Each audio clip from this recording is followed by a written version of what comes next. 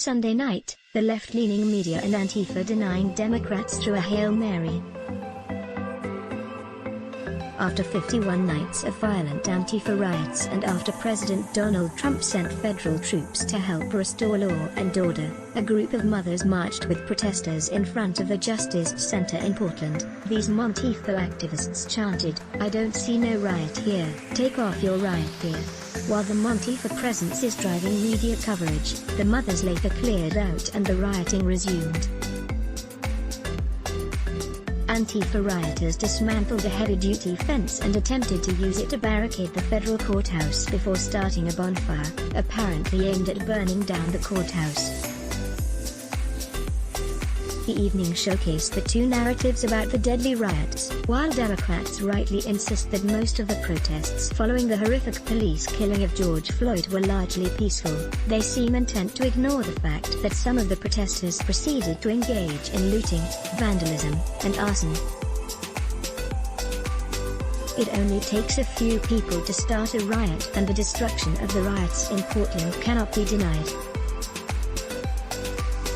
For a long period of time, the left-leaning media and Democrats have turned a blind eye to the violence and destruction, but recently they have taken to blaming President Donald Trump for the violence, because he sent federal troops to try to quell the riots. While some questions remain about the tactics federal troops have used in Portland, it is patently false to suggest that these troops were targeting innocent peaceful protesters, yet media outlets and influencers seized on MOMTIFA as supposed proof that no rioting has taken place and that the very presence of federal troops is unjustified. Antifa rioters blew open this false narrative a few hours after the MOMTIFA march. MOMTIFA in Portland student journalists from South Salem High School captured footage of the mothers in Portland. The protesters apparently gathered as a group called Moms Against Police Brutality. The moms have formed a line on the street in front of the federal courthouse. The chant of "I don't see no riot here, take off your riot gear" continues, led by them, the Clipian tweeted.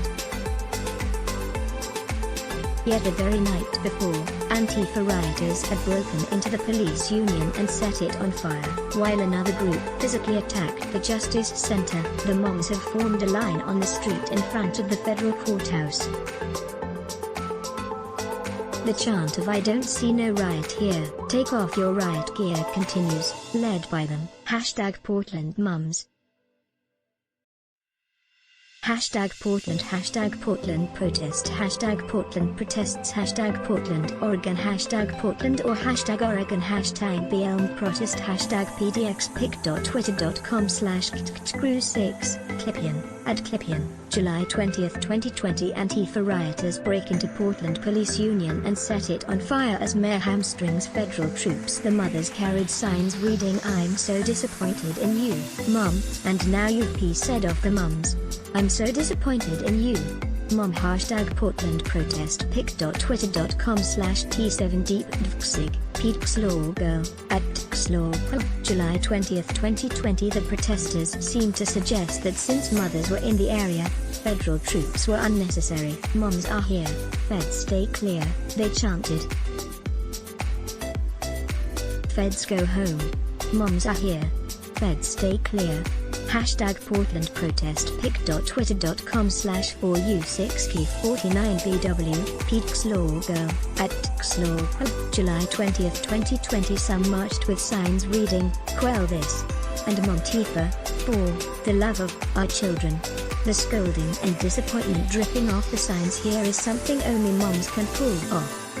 #moms are here, #Black Lives Matter, #protest, #PDX, #Portland, #Oregon, #BLM, #ACARB, #Portland protest, #PD's protest, #Portland police pic.twitter.com/u2rg7agu, Garrison Davis, Dear Guest Roof, @HungryBoaty, July 20, 2020. Even this crowd descended to using ugly slogans. However, according to the Clipian, they reportedly chanted, "ACARB, all cops are bastards. Go home, pigs.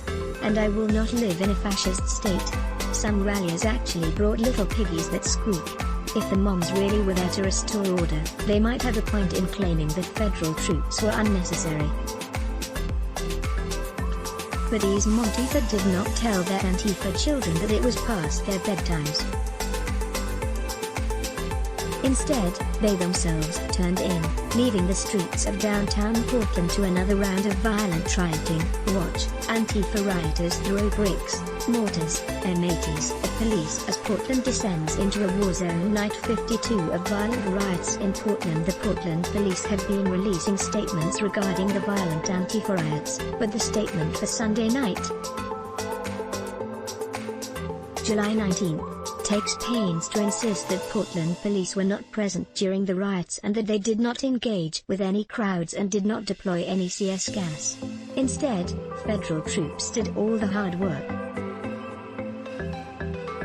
Protesters gathered in front of the Marco Hatfield Federal Courthouse, with hundreds blocking a street and dozens more tampering with the fence around the courthouse.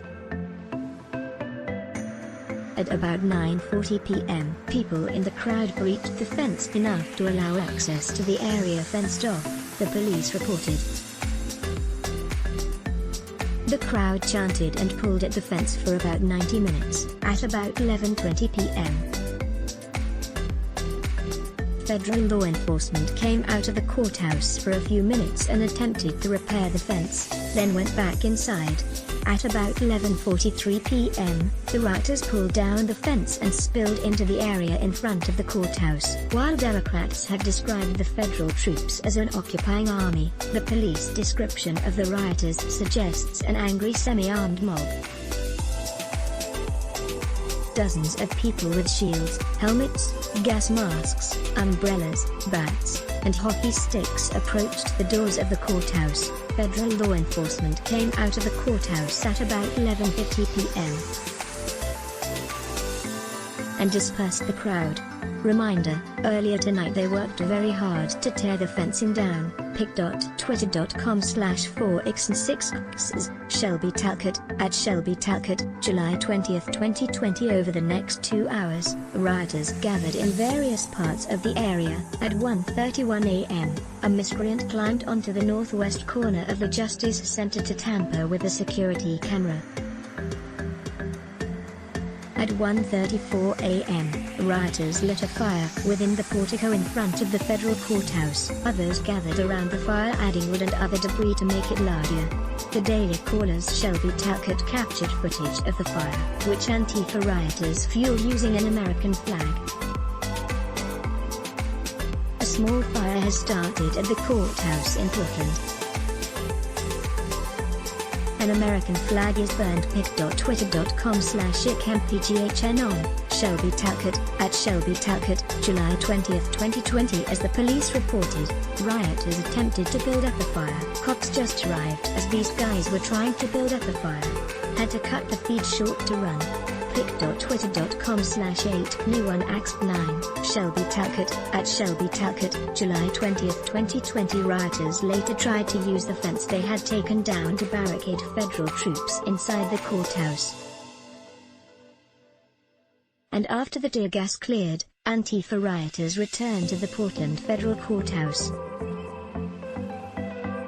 They're now using the fence they broke earlier to barricade front of the courthouse so that law enforcement can't come out.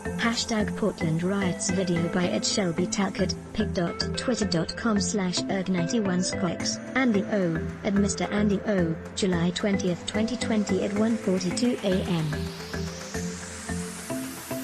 Federal law enforcement came out of the courthouse, dispersed the crowd and extinguished the fire. The police reported, under siege, Antifa rioters throw cans, shoot fireworks at cops in battle for Columbus statue. Democrats blame Trump. Although there have been some troubling reports about federal troops capturing suspected rioters in allegedly unmarked vans and releasing them without legally arresting or charging them with crimes, Democrats have rushed to blame President Donald Trump and the federal troops as if the Antifa riots were an understandable reaction to federal troops, who only arrived after weeks of riots. Wheeler claimed that the heavy-handed tactics of federal law enforcement have made the situation worse. The president did not quell it, he escalated it.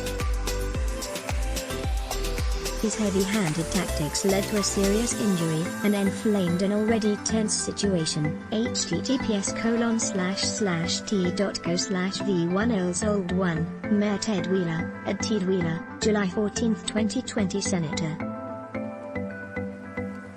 Ron Wyden, DR, demonized federal law enforcement as Trump's secret police and an occupying army, claiming that the federal troops provoke violence on the streets of my hometown. A peaceful protester in Portland was shot in the head by one of Donald Trump's secret police. Now Trump and Chad Wolf are weaponizing the DHS as their own occupying army to provoke violence on the streets of my hometown because they think it plays well with right-wing media. Ron Wyden, at Ron Wyden, July 16, 2020. DHS and DOJ are engaged in acts that are horrific and outrageous in our constitutional democratic republic. First, they are deploying paramilitary forces with no identification indicating who they are or who they work for, Sen. Jeff Merkley, DR, alleged. Second, these agents are snatching people off the street with no underlying justification. Both of these acts are profound offenses against Americans. We demand not only that these acts end, but also that they remove their forces immediately from our state, police light. Second, these agents are snatching people off the street with no underlying justification. Both of these acts are profound offenses against Americans. We demand not only that these acts end, but also that they remove their forces immediately from our state. Senator Jeff Merkley, at Sen. Jeff Merkley, July 17, 2020. The American Civil Liberties Union, ACLU, and Attorney General Ellen Rosenblum, Democrat, Oregon, filed lawsuits aiming to stop the federal troops, claiming they violated the rights of peaceful protesters. Over the weekend, Wheeler again pinned the blame for the violence on federal troops. Hilariously, he claimed that peace was about to return to the streets of Portland before federal troops arrived. The energy was coming out of the demonstrations. We had hoped they would end within a matter of days, he said. The whole thing blew up again like a powder keg. He claimed the federal troops are making the situation much more dangerous. Portland Mayor Ted Wheeler, before the federal troops got here, violence was way down, vandalism was way down. pic.twitter.com/osh1r8, The Hill, at The Hill, July 19, 2020. Wheeler claimed that local law enforcement did the situation well in hand, despite more than a month of violent riots.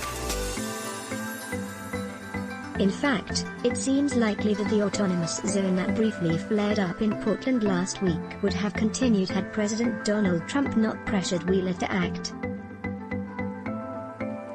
As Acting Secretary of Homeland Security Chad Wolf put it, the city of Portland has been under siege for 47 straight days by a violent mob while local political leaders refuse to restore order to protect their city. Each night, lawless anarchists destroy and desecrate property, including the federal courthouse, and attack the brave law enforcement officers protecting it. Wolf released a detailed timeline of the violence and lawlessness. Instead of demonizing federal troops, local Democratic officials should work with them and attempt to put an end to these dangerous and destructive riots.